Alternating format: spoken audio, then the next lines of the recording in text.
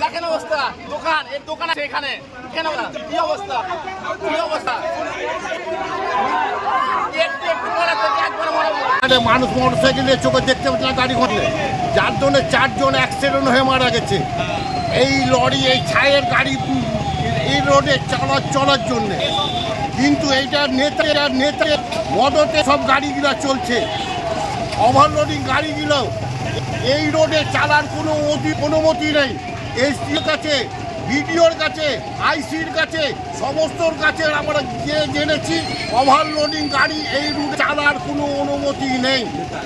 আর নেতাদের মজতে এইসব গাড়ি ওভারলোডিং চলিয়ে ছায়ের গাড়ি চলছে। এই দ্রুত ব্যবস্থা খবরে পড়েছে এই রাস্তায় গাড়ি, ছায়ের গাড়ি, ওভারলোডিং গাড়ি চালানোর জামের জন্য ওরা নিজের চোখে দেখতে না পেয়ে গাড়ির সঙ্গে অ্যাক্সিডেন্ট হয়ে মারা গেছে।